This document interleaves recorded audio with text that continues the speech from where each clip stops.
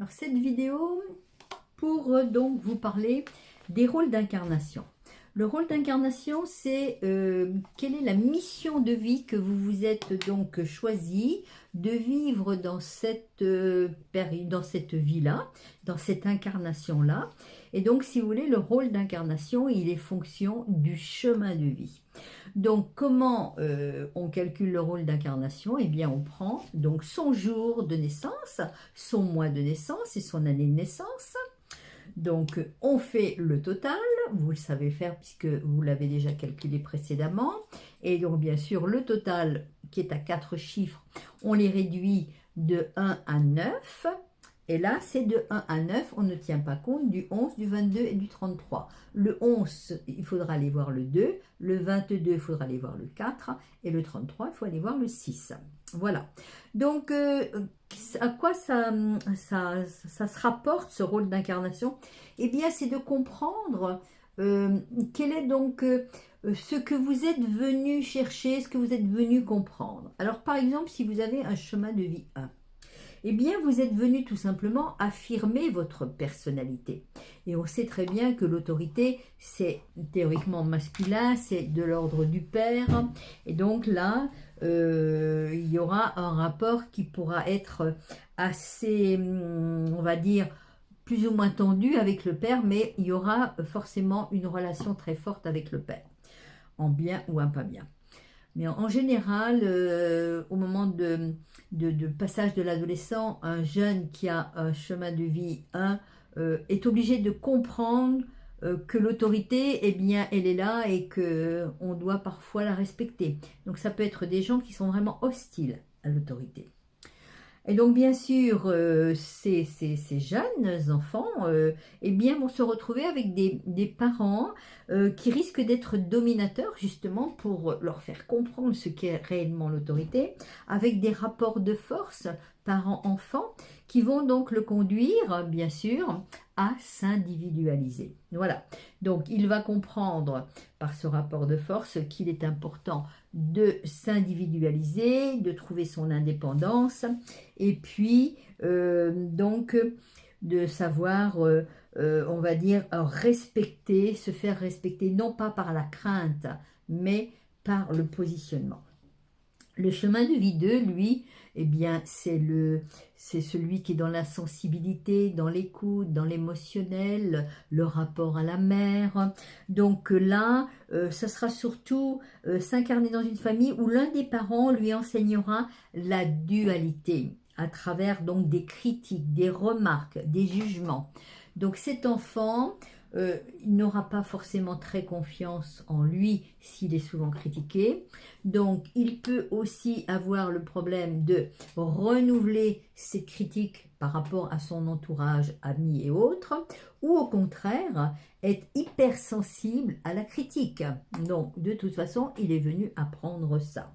Donc, il est venu aussi apprendre à se féminiser, à féminiser la société. Donc, pour un homme, bon, bah, ça fera des hommes qui sont doux, qui sont beaucoup plus, on va dire, plus yin que yang. Voilà. Ce qui est donc d'ailleurs parfois un rapport assez fort avec la mère. Les chemins de vie 3 sont donc ici pour apprendre à communiquer, pour apprendre donc par tous les moyens, pour créer de l'harmonie. C'est aussi le nombre qui est en rapport avec son enfant intérieur, avec la jeunesse, avec les enfants. Donc c'est aussi beaucoup de créativité. Donc dans un premier temps, il se pourrait que la famille bloque d'une certaine façon et inconsciemment bien sûr la créativité de l'enfant. Donc il faudra qu'il comprenne que cette créativité, c'est ce qu'il est venu donc mettre en place. Voilà. Pour les chemins de vie 4, bien, on sait très bien que le 4, c'est ceux qui veulent travailler. Hein. Donc, eh bien, ils vont apprendre tout ce qui est l'efficacité, le dévouement. Ils vont être en recherche de sécurité matérielle. Donc, bien souvent, ils naissent dans une famille qui leur enseigneront donc très jeunes les valeurs du travail et de l'argent. Alors, ce karma entend bien sûr des difficultés à assumer l'aspect matériel de l'existence, une mauvaise attitude par rapport à l'argent et au travail. Donc, effort, discipline, routine, chemin des travailleurs, en fait, tout simplement. Ne restez pas trop dans ces structures enfermantes. Essayez de comprendre que le travail, c'est une chose, mais il n'y a pas que ça.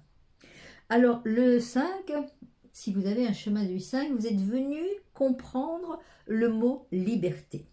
Donc, à vous de comprendre que il est important de ne pas tomber dans la dépendance affective, familiale, professionnelle, mais d'un autre côté, il est aussi important de ne pas tomber dans l'indépendance totale, c'est-à-dire je fais ce que je veux, quand je veux, avec qui je veux et comme je veux.